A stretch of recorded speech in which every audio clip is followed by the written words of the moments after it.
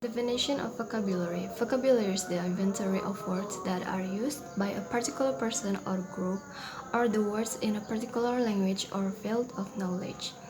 Although vocabulary is essential to language, it is not a merely collection of words.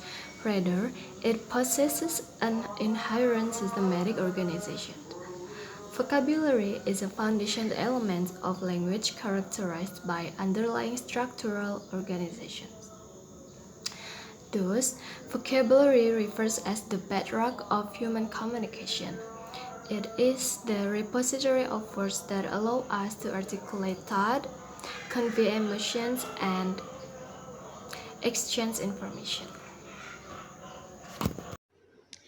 The importance of vocabulary. The first, effective communication. A strong vocabulary allows you to express your thoughts, ideas, and emotion clearly and accurately. It reduces misunderstanding and help you connect better with others. Two, improve reading comprehension.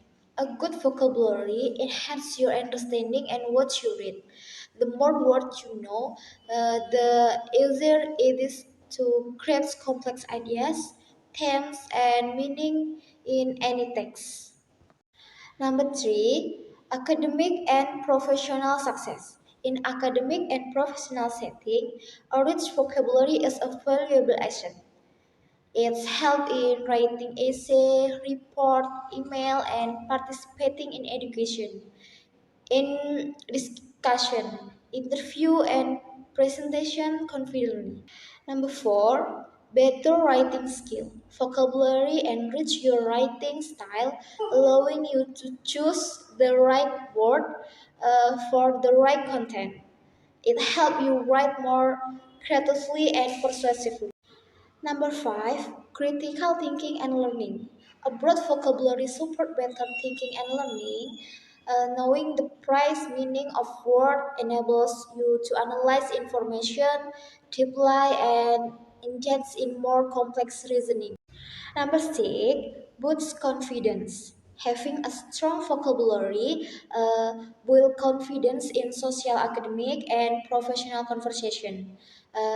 It empower you to speak and write without hesitation.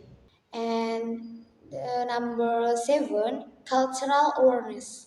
Learning new words often introduce you to different culture, ideas, and perspective, broadening your worldview.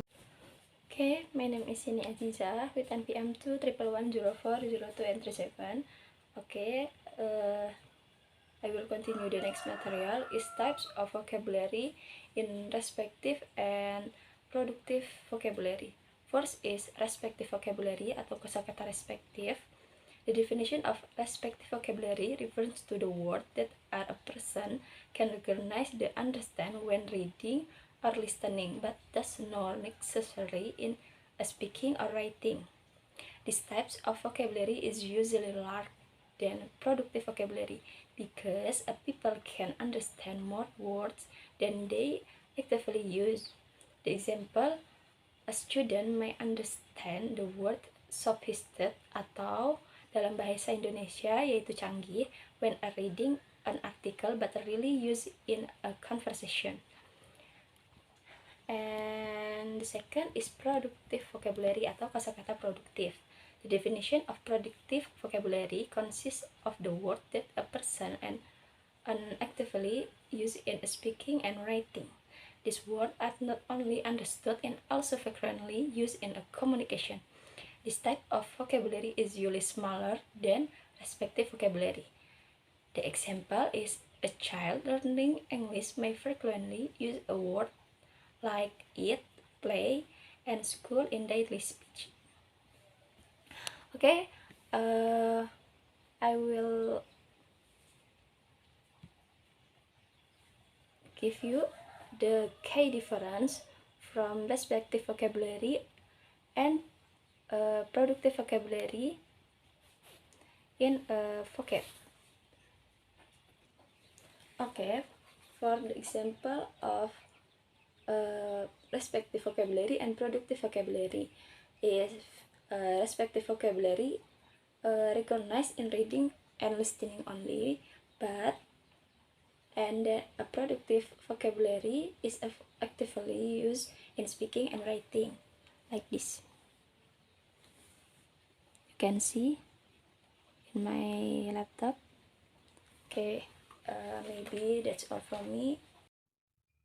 The aspect of vocabulary. Vocabulary encompasses various aspects, including the first one is meaning, which is denotation and connotation.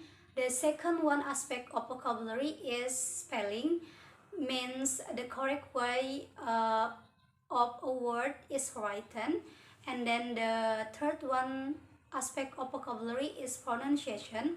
Pronunciation means how a word is spoken correctly.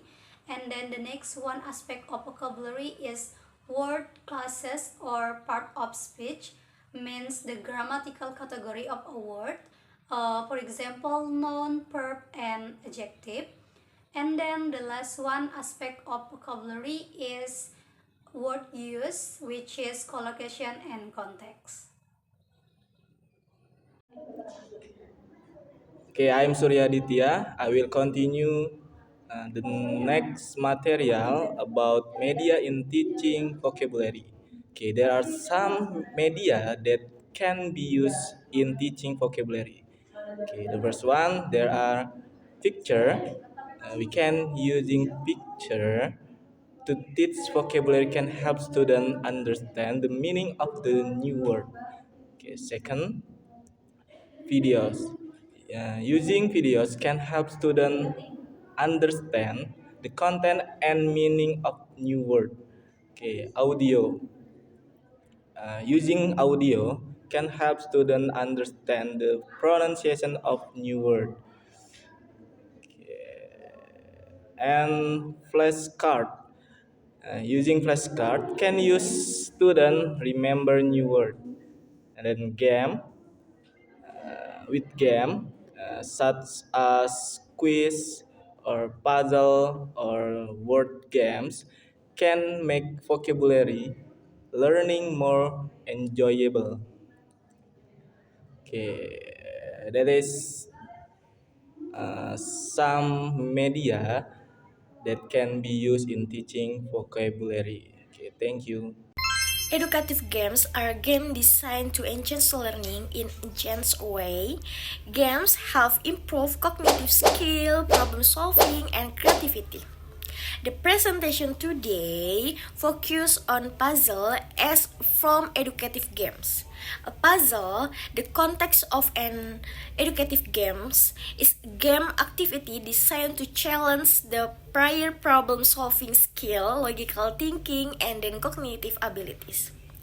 Typically involve around describing and through manipulating pictures of information achieve specific goal and solution. Okay, in this time, the learning media we used was a crossword puzzle. The steps are as follows. The first, open Google, then type create a crossword puzzle. Select the top one, and then select the start building menu, and the add content item will appear. In the item, there are two columns. The left column is for answers and the right column is for questions. And then create questions according to what you want. After that, click Save Changes and then click Use My Activity, select Share and copy the link. Share the link with your students and student can simply click on the link and do the crossword right away. If the answer is correct, then it will be green. And if the answer is wrong, then the column will remain white. I think that's probably a quick look at the procedure of making a crossword and how to use it. We're so sorry if so many mistakes in this video. And the last word, wassalamualaikum warahmatullahi wabarakatuh.